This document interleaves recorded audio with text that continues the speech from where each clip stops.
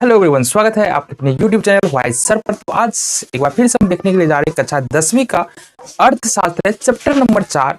और इसमें हमको बात करना है मुद्रा के मैनेजमेंट का, यानी कि किसी भी अर्थव्यवस्था के अंदर, किसी भी देश के अंदर जो मुद्रा का प्रवाह होता है, जो मुद्रा का लेन देन होता है, उसको कंट्रोल कैसे किया जाता है, किन संस्थाओं के पास ये जिम्मेवारी होती है, या सरकार के किस अंग के पास ये जिम्मेवारी होती है कि वो मुद्राओं के लेन देन पर नजर रखे और किस तरीके से मुद्रा का प्रवाह अर्थव्यवस्था के अंतर्गत हो। ठीक है, तो इस अध्याय में हम जानने वाले सबसे पहली बात है हमारे जीवन में साख या ऋण का क्या महत्व है। पहला क्वेश्चन हमारे पास यही निकल के आता है। ऋण का मतलब तो बेहतर तरीके से पता होगा। ऋण का मतलब होता है लोन, और लोन क्या होता है वो जरा हम अगर नहीं पता है तो यहाँ से समझ लेते हैं। लोन यानी कि इसको ऋण भी बोलते हैं। ऋण का मतलब क्या होता है? ऋण का मतलब होता है अगर हमको धन की आवश्यकता हो और किसी व्यक्ति से हम उधार लेते हैं, उसी को हम लोन बोलते हैं। उधार कहाँ से ले सकते हैं? या तो किसी बैंक से ले सकते हैं, या रिश्तेदार से ले सकते हैं, या फिर किसी फैमिली मेंबर से भी कभी कभार छोटी मोटी रकम हम लोन के तौर पर लेते हैं, उधार के तौर पर लेते हैं। तो ये है हमारे जीवन में ऋण जरूरी ही क्यों है, क्यों जरूरी होता है, और इसके बारे में बात कर लेते हैं। हमारे प्रतिदिन की जिंदगी में साख अथवा ऋण का बहुत अधिक महत्व है। किसी भी आर्थिक क्रिया को पूरा करने के लिए व्यक्ति विशेष, चाहे उसके पास कितना भी धन क्यों ना हो, अपनी औद्योगिक और व्यवसायिक आवश्यकताओं की पूर्ति के लिए इनका उपयोग करता है। कहने का मतलब एक दुकानदार को ऋण की आवश्यकता क्या? दुकान खुल गया, उसके पास पूंजी है, फिर भी वो ऋण क्यों ले? क्योंकि देखो, अब कोई भी व्यवसाय करोगे तो इसका मतलब ये नहीं है कि व्यवसाय को उसी जगह पर, एक ही जगह पर चलाएंगे और एक ही जगह पर स्थिर होकर काम करते रहेंगे। हमारा मकसद क्या होता है? व्यवसाय को और ज्यादा बढ़ाना, व्यवसाय की और ज्यादा तरक्की हो। यानी कि अगर मान लो एक दुकान खोल रहे हैं तो वहां पर हमारी ये आवश्यकता होती है व्यवसाय कितना ज्यादा बढ़े। एक दुकान के हमारे 5 ब्रांच हो सकते हैं कि नहीं हो सकते हैं, ये मेहनत पे डिपेंड करता है। और अगर मान लो हम कोई भी एक दुकान खोलते हैं, सपोज हमने क्या किया, कंप्यूटर का एक दुकान खोला, एक जगह पे अच्छा खासा चल रहा था। हम तो एक ही जगह पे रह सकते हैं, लेकिन ऐसा कर सकते हैं कि इसका ब्रांच जो है, मतलब और दूसरा दुकान दूसरे शहरों में या एक ही शहर के विभिन्न स्थानों पर हम दुकान लगवा सकते हैं। जब तक एक दुकान था, हमारे पास पूंजी थी, चल रहा था, लेकिन जैसे ही हमने दुकान को बढ़ाना चाहा तो यहाँ पर क्या हुआ, हमारे पास अब पूंजी की आवश्यकता होगी, क्योंकि उसी लेवल का दूसरा दुकान हमको चाहिए, या उससे थोड़ा कम लेवल का, या उससे थोड़ा कम पूंजी लगे, लेकिन पैसा तो चाहिए। अब मान लो कि 1 लाख का दुकान है, एक सपोज कंप्यूटर का दुकान बहुत कॉस्टली हो सकता है, लाखों में आ सकता है, 20 लाख 30 लाख का भी हो सकता है, लेकिन मान लो कि 1 लाख रुपए का दुकान है हमारे पास। अब ऐसे 5 दुकान, 1 लाख रुपए का दुकान है तो हो सकता है हमारे पास 2 लाख रुपया रखे हो, जो हमने अर्निंग किया है खर्च करने के बाद 2 लाख या 4 लाख रुपया रखे हो। तो इसका मतलब ये है कि अगर 5 दुकान हमको डालना है, 5 दुकान डालना है तो कम से कम यहाँ पर 10 लाख का तो खर्चा आएगा, या 5 लाख का भी तो खर्चा आएगा। हमने यदि मान लो 3 लाख रखा हुआ भी है तो 2 लाख रुपया और तो चाहिए होगा। तो यहां से हमको समझ में आता है कि हम, अगर हमारे पास पूंजी हो भी, हम व्यवसाय कर भी रहे हो, तो अपने व्यवसाय को आगे बढ़ाने के लिए और तरक्की कराने के लिए, ठीक है, और ज्यादा धन कमाने के लिए हम क्या करते हैं, लोन के रूप में रकम लेते हैं। अब लोन कहाँ से ले सकते हैं, आगे जाएंगे तो अच्छी तरीके से बात करेंगे कहाँ कहाँ से लोन लिया जा सकता है। तो लोन समझ में आ गया, लोन क्यों जरूरी होता है हमारे जीवन में, ये भी समझ में आ गया। तो अब देखेंगे क्वेश्चन नंबर 2 क्या कहता है और उसका हल क्या है। वित्तीय संस्था से क्या समझते हैं? वित्त का मतलब क्या होता है ये भी समझ लेते हैं। वित्त का मतलब होता है धन संबंधी। वित्त का मतलब क्या हो जाएगा? धन संबंधी। और संस्था मतलब ऑर्गेनाइजेशन, जो कुछ व्यक्ति मिलकर काम, अगर किसी एक समूह के लिए काम करते हैं तो वो एक ऑर्गेनाइजेशन का निर्माण करता है। तो वित्तीय संस्था क्या है, इसको हमको समझना है। ऐसी संस्थाएं जो आर्थिक विकास के लिए उद्यम एवं व्यवसाय की आवश्यकताओं की पूर्ति करता है, वित्तीय संस्था कहलाता है। कहने का मतलब क्या है, वित्तीय संस्था वैसी संस्था है जो मुद्रा का लेन देन करता है और मुद्रा पर नजर रखता है, साथ ही साथ हमको लोन भी अवेलेबल कराता है, लोन भी उपलब्ध कराता है, ये वित्तीय संस्था होती है। अब लोन किसको देता है? बड़े बड़े व्यवसायी को देता है, बड़े बड़े कंपनियों को लोन प्रोवाइड किया जाता है और छोटे किसानों को भी लोन प्रोवाइड किया जाता है। तो वित्तीय संस्था एक ऐसी संस्था होती है जो हमारी जरूरत के अनुसार, अगर हमको जरूरी है, और साथ में साथ ये भी देखता है कि क्या जिस व्यक्ति को लोन दिया जा रहा है वो व्यक्ति इतना काबिल है कि उस लोन को वो चुका सकता है या नहीं चुका सकता है, तब जाकर के यहाँ पर वित्तीय संस्था जो हमारे व्यवसाय के लिए धन उपलब्ध कराने का काम करता है। वित्तीय संस्था एक संस्था होती है जो हमारे व्यवसाय को चलाने के लिए हमें धन देती है और साथ ही साथ उस व्यवसाय पर भी नजर बना करके रखती है। वित्तीय संस्था राज्य संपोषित होती है और रिजर्व बैंक ऑफ इंडिया के निर्देशानुसार चलती है। जितनी भी देखो वित्तीय संस्था बहुत तरह के होते हैं, ठीक है, आगे आकर हम पढ़ने वाले हैं इसी के बारे में।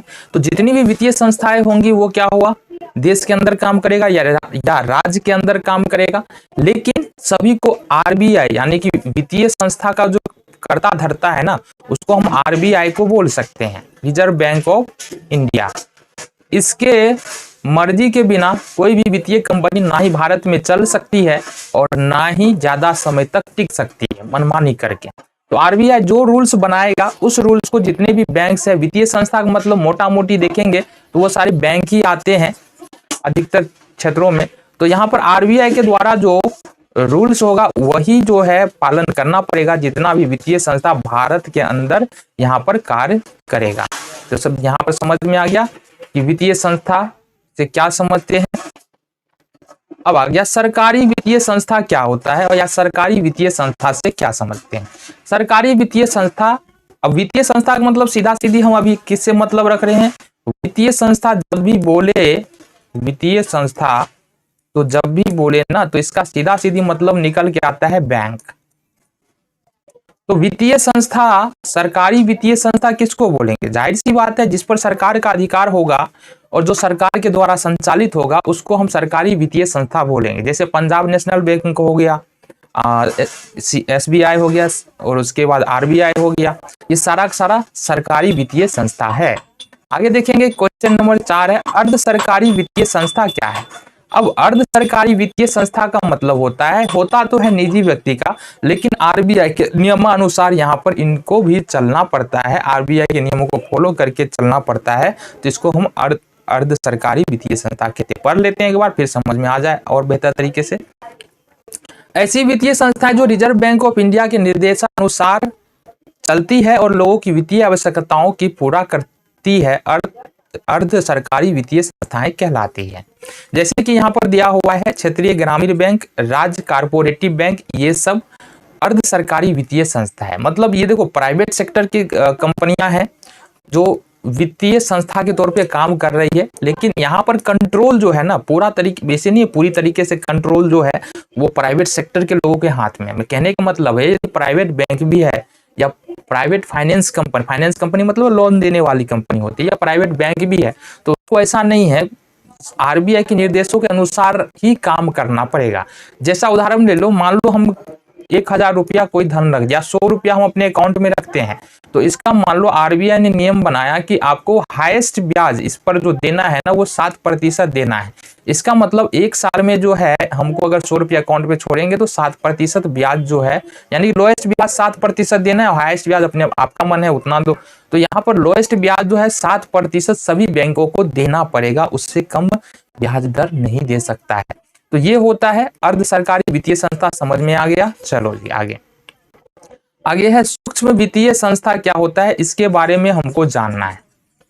सूक्ष्म का मतलब क्या होता है, छोटा, और वित्तीय मतलब को धन संबंधी कार्य करने वाला, संस्था मतलब तो ऑर्गेनाइजेशन होता ही है। इसके बारे में तो हमने बात अभी किया ही है। तो क्वेश्चन क्या है हमारा, सूक्ष्म वित्तीय संस्थाएं क्या है। छोटे पैमाने पर गरीब और जरूरतमंदों को स्वयंसेवी संस्था के द्वारा कम ब्याज दर पर ऋण की व्यवस्था करने वाली संस्था को सूक्ष्म वित्तीय संस्था कहते हैं। कहने का मतलब क्या है जरा समझ लेते हैं। इसको हम माइक्रो फाइनेंस कंपनी भी कहते हैं और ग्रामीण क्षेत्रों में आज कल बहुत ज्यादा पॉपुलर है माइक्रो फाइनेंस कंपनी। अब ये माइक्रो फाइनेंस कंपनी जो होता है ये क्या करता है, जो छोटे कारोबार करने वाले लोग हैं, जैसे सब्जी का ठेली लगाना है, ठीक है, छोटा सा दुकान डालना है या कोई छोटा वाहन खरीदना है, तो इसके लिए माइक्रो फाइनेंस कंपनी क्या करता है, लोन प्रोवाइड करता है। ठीक है। और गरीबों की, खासकर गरीबों को सहायता प्रदान करने के लिए लोन, ये सूक्ष्म वित्तीय संस्थान जो है कार्य करती है। ठीक है। अब जो सूक्ष्म वित्तीय संस्थान में जो लोन प्रोवाइड किया जाता है वो समूह में प्रोवाइड किया जाता है, और समूह के जितने लोग होते हैं वो गारंटर होता है। सपोज डेट, अगर मान लो 5 आदमी मिल करके, ठीक है, माइक्रो फाइनेंस कंपनी से एक छोटा सा ऋण ले रहा है 5 लाख रुपए का, तो यहां पर यदि यहां से एक आदमी इसमें से निकलता है तो बाद बाकी 4 लोगों को वह बाकी का जो लोन है वो भरना पड़ेगा। तो ये माइक्रो फाइनेंस कंपनी का कुछ इस प्रकार से रूल्स होते हैं, और इस प्रकार से हम क्या करते हैं, माइक्रो फाइनेंस कंपनी से लोन प्राप्त कर सकते हैं। जो छोटे व्यक्ति, जो गरीब है, जो मजदूर तबके के लोग हैं, जो अपना जीवन चलाने के लिए कुछ काम करना चाहते हैं और उनके पास धन नहीं है, माइक्रो फाइनेंस कंपनी उनको आसानी से लोन प्रोवाइड करा देती है। अगला क्वेश्चन है, वित्तीय संस्थान कितने प्रकार के होते हैं? अब यहां पर देखें, वित्तीय संस्थान मतलब क्या, हमने क्या क्या शुरू में वित्तीय संस्थान का जब भी बात करें तो समझ लो भाई यहाँ पर बैंक का बात हो रहा है। तो बैंक कितने प्रकार का या वित्तीय संस्थान कितने प्रकार का होता है? एक होता है राष्ट्रीय स्तर का वित्तीय संस्थान, राष्ट्रीय स्तर का बैंक, और दूसरा होता है राज्य स्तरीय वित्तीय संस्थान या राज्य के स्तर का बैंक। ठीक है, 2 प्रकार के वित्तीय संस्थान होते हैं। अब सवाल उठता है, किसको बोलेंगे राष्ट्रीय वित्तीय संस्था, या राष्ट्रीय वित्तीय संस्था से क्या समझते हैं, ये भी जानना है। ऐसी वित्तीय संस्था जो देश के लिए वित्तीय और साख नीतियों का निर्धारण एवं निर्देशन करती है तथा राष्ट्रीय स्तर पर वित्त प्रबंधन को देखरेख करती है, राष्ट्रीय वित्तीय संस्थान कहलाता है। कहने का मतलब क्या है, अब जो राष्ट्रीय वित्तीय संस्थान होगा, जैसे कि राष्ट्रीय वित्तीय संस्थान आरबीआई है, reserve bank of India, SBI है और पीएनबी, ये 3 और भी हो सकता है, बीओबी है, बैंक ऑफ बड़ौदा, ये भी राष्ट्रीय वित्तीय संस्थान है। तो ये जो 4 बैंक है, इसका काम क्या है? सबसे पहली बात तो ये पूरे देश में काम कर सकता है, पहली बात तो ये है कि ये पूरे देश में काम कर सकता है। दूसरी बात है कि राष्ट्रीय वित्तीय संस्थान जो है वो सरकार को हेल्प भी करती है। हेल्प क्या चीज में करती है, किधर लोन देना है, किधर लोन नहीं देना है, किसको हेल्प करना है, किसको हेल्प नहीं करना है, कितना धन सरकार को जरूरत है और कितना खर्च करना है, इन सारी बातों की जानकारी चूंकि गवर्नमेंट का है, ये संस्थान गवर्नमेंट का है, तो राष्ट्रीय स्तर की वित्तीय संस्थान है और गवर्नमेंट सेक्टर के बैंक है। तो यहाँ पर जो है ये सब काम सरकार के साथ बैठ करके, यानी कि जो भी वित्तीय लेन देन संबंधी जानकारी है, आंकड़े है, उसके बारे में डिस्कस करती है और सरकार को सलाह मशवरा देना भी इसका कर्तव्य होता है। 8वें नंबर का क्वेश्चन है, राष्ट्रीय वित्तीय संस्था के कितने अंग हैं? अब यहां पर राष्ट्रीय वित्तीय संस्था के 2 अंग होते हैं, पहला होता है भारतीय मुद्रा बाजार और दूसरा होता है भारतीय पूंजी बाजार। भारतीय मुद्रा बाजार और भारतीय पूंजी बाजार क्या होता है और जरा बात कर लेते हैं। अब यहाँ पर भारतीय मुद्रा बाजार है और भारतीय पूंजी बाजार है, इसका मतलब ये नहीं है कि भारतीय मुद्रा बाजार का मतलब है कि कहीं बाजार लगा होगा वहां से जाके मुद्रा ले सकते हैं, या भारतीय पूंजी बाजार का मतलब ये हुआ कि कहीं पे बाजार लगा है वहां से जाकर के पूंजी ले सकते हैं, इसका मतलब ये नहीं है। इसका मतलब है तो पैसे का लेन देन होगा और वो ज्यादा लंबे समय के लिए होगा या कम समय के लिए होगा, ज्यादा रकम का होगा या कम रकम का होगा, यही जो लेन देन होता है ना, उसका एक मार्केट बन जाता है जिसको हम मुद्रा बाजार कहते हैं। ठीक है, तो देश के ऐसे मौद्रिक बाजार जहां उद्योग एवं व्यवसाय के क्षेत्र के लिए अल्पकालीन एवं मध्यकालीन वित्तीय व्यवस्था में प्रबंधन किया जाता है, उसे भारतीय मुद्रा बाजार कहा जाता है। तो मुद्रा बाजार में क्या कर सकते हैं हम, कम पीरियड के लिए यानी कि छोटे समय के लिए लोन ले सकते हैं। इसके बाद कह रहा है यहाँ पर भारतीय मुद्रा बाजार को संगठित और असंगठित क्षेत्रों में विभाजित किया गया है। संगठित क्षेत्र में, अब यहाँ पर इसको 2 भागों में बांटा गया है मुद्रा बाजार को। एक तो संगठित क्षेत्र जिसमें से वाणिज्य बैंक या व्यावसायिक बैंक है, और दूसरा है निजी बैंक, सार्वजनिक क्षेत्र के बैंक एवं विदेशी बैंक शामिल किए जाते हैं। ठीक है, मतलब संगठित क्षेत्र का मतलब क्या होता है, ऐसे संस्थान, ऐसी कंपनियां जो कहीं भाग नहीं सकता है, ना ही हम उसके पैसे को लेकर के भागने की कोशिश कर सकते हैं। ये सरकार के अंदर में काम करती है, सरकार के नियमों के अनुसार काम करती है, सरकार देखरेख निकाह करती है। तो ये जो होता है संगठित क्षेत्र होता है। असंगठित क्षेत्र क्या होता है, मतलब भारतीय मुद्रा बाजार में क्या पैसा तो कहीं से ले सकते हैं, तो मुद्रा बाजार तो हो रहा है। असंगठित क्षेत्र से मतलब है किसी से अगर 10 लाख रुपया उधार के रूप में ले लिए, जैसे सेठ है, साहूकार है, महाजन है, तो ये भी मुद्रा बाजार का हिस्सा हो जाएगा। लेकिन ये जो क्षेत्र है संगठित नहीं है, असंगठित क्षेत्र के उदाहरण है। चलो समझ में आ गया भारतीय मुद्रा बाजार कहने का मतलब है। भारतीय मुद्रा बाजार कहने का मतलब यदि पैसे का लेन देन छोटे समय के लिए, कम समय के लिए कर रहे हैं तो भारतीय मुद्रा बाजार के अंतर्गत आता है। और इसमें क्या होता है, 2 क्षेत्र होते हैं, एक होता है संगठित, दूसरा होता है असंगठित। संगठित क्षेत्र में जितनी भी बड़े बड़े बैंक हैं वो सारे आ जाते हैं। असंगठित क्षेत्र में जो है मुख्य रूप से हमारे महाजन, सेठ, साहूकार, रिलेटिव्स आ जाते हैं। आगे क्वेश्चन देखना है हमको, देश के संगठित बैंकिंग प्रणाली कितने प्रकार है और ये क्वेश्चन है ना भारतीय मुद्रा बाजार। देश की संगठित बैंकिंग प्रणाली कितने प्रकार की बैंकिंग व्यवस्था के रूप में कार्यशील है। कहने का मतलब है देश में कुल बैंक कितने प्रकार के हैं। अब बैंकों का प्रकार भी होगा, अलग अलग बैंकों का अलग अलग प्रकार होगा, इसके बारे में बता रहा है। बताओ कि बैंक बाबू बैंक कितने प्रकार का होता है। तो बैंक मुख्य रूप से 3 प्रकार का होता है। एक होता है केंद्रीय बैंक, और केंद्रीय बैंक कुल मिला के एक ही है, ये 4-5 नहीं है, ये है अपना और केवल अपना RBI यानी कि रिजर्व बैंक ऑफ इंडिया। जितने भी वित्तीय संस्थान है सबका कर्ता धर्ता है, सब पे ध्यान रखेगा, सबके लिए नियम कानून बनाएगा ये, है ना। किसी को बदमाशी करने नहीं देगा जितना भी बैंक है, ठीक है। और साथ ही साथ इसका रूल्स ऐसा होगा कि ना ही बैंक को ज्यादा घाटा लगे और ना ही जो है बैंक दूसरे यानी कस्टमर्स को हैरेस कर सके, उसको सता सके। रूल्स ये इस प्रकार से बनाए। तो दूसरा है यहाँ पर वाणिज्य बैंक। वाणिज्य बैंक क्या होता है, देश में अनेक वाणिज्य बैंक। वाणिज्य बैंक का मतलब होता है व्यावसायिक बैंक, और व्यावसायिक बैंक मतलब कि वैसा बैंक जो बड़ा बड़ा लोन प्रोवाइड कराता है, बड़ा बड़ा साख प्रदान करता है, बड़े बड़े कंपनियों को लोन देता है, और इसका मुख्य उद्देश्य होता है लाभ कमाना। लोन तो देगा लेकिन इस वजह से लोन देगा कि इसको भी लाभ हो, और जो लोन ले रहा है तो वो तो अगर सही तरीका से काम करेगा तो उसको तो लाभ होगा। तो ये वाणिज्य बैंक का मतलब है ऐसा बैंक जो लाभ कमाने के उद्देश्य से काम करता है, लोन देता है, ठीक है। तो यहाँ पर एक और बात है, अगर किसी बैंक के नाम के अंत में LTD जुड़ा हो तो इसको लिमिटेड बोलते हैं, और इसका मतलब है कि ये निजी क्षेत्र का बैंक है। मतलब ये जो किसी एक खास व्यक्ति का बैंक है। LTD जुड़ने का मतलब ये होता है कि ये निजी क्षेत्र का बैंक है और इस पर निजी व्यक्ति का अधिकार है। तो केंद्रीय बैंक समझ में आ गया, वाणिज्य बैंक समझ में आ गया। अब देखते हैं सहकारी बैंक क्या होता है। आपसी सहयोग और सद्भावना के आधार पर जो वित्तीय संस्थाएं कार्यशील है उसे सहकारी बैंक कहते हैं। यह राज्य सरकारों के द्वारा संचालित होती हैं और RBI के निर्देशानुसार ही चलती है।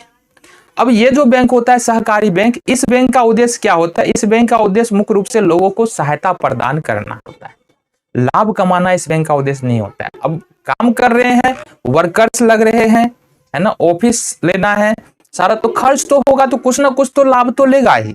लेकिन जो इसका मुख्य उद्देश्य होता है सहकारी बैंक का, वो होता है लोगों की सहायता करना, किसानों की सहायता करना, गरीबों की सहायता करना। ये राज्य सरकार के द्वारा चलाया जाता है और RBI का निर्देशानुसार चलता है।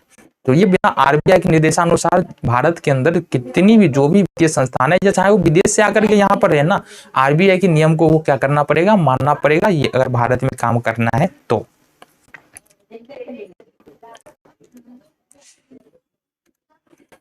आगे आ जाओ। भारतीय पूंजी बाजार क्या है। भारतीय पूंजी बाजार मुख्यतः दीर्घकालीन पूंजी उपलब्ध कराती है।